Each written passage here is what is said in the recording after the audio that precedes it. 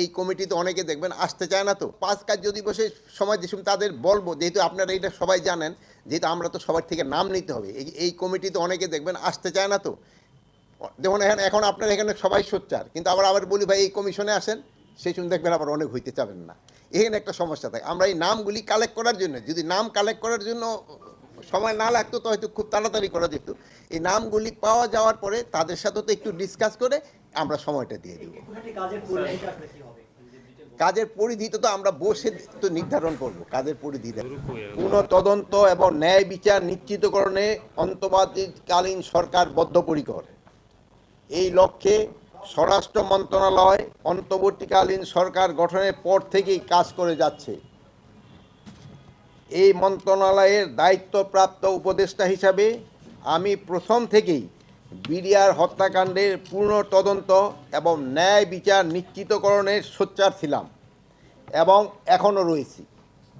এই বিষয়ে গত 2রা সেপ্টেম্বর 2024 তারিখে স্বরাষ্ট্র মন্ত্রণালয়ে প্রথমবার এবং গত 4 নভেম্বর 2024 তারিখে বিজিবি সদর দপ্তর পরিদর্শনকালে দ্বিতীয়বার ঘোষণা প্রদান করি যে, এবং যা বিভিন্ন প্রিন্ট এবং ইলেকট্রনিক এবং অনলাইন মিডিয়ায় প্রচারিত হয়েছে।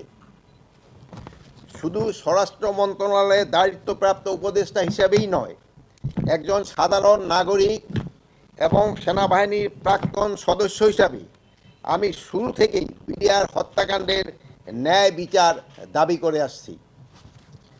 বর্তমান অন্তর্বর্তীকালীন সরকার বৈষম্যহীন সমাজ ও রাষ্ট্র প্রতিষ্ঠার লক্ষ্যে জনগণের অধিকার, সুশাসন ও ন্যায় বিচার প্রতিষ্ঠা করতে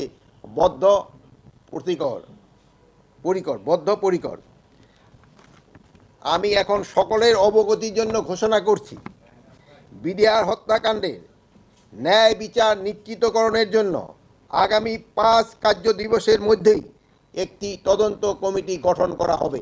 এখানে সবাই থাকবে, যে থাকবে সিনিয়র মোস্ট তার নেতৃত্বে হবে।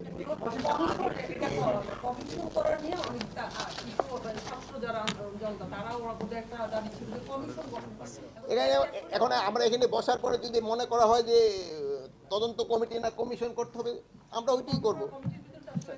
খুব একটা আমার মনে খুব একটা বড় বেশি ধরনের মনে একটা ডিফারেন্স নাই।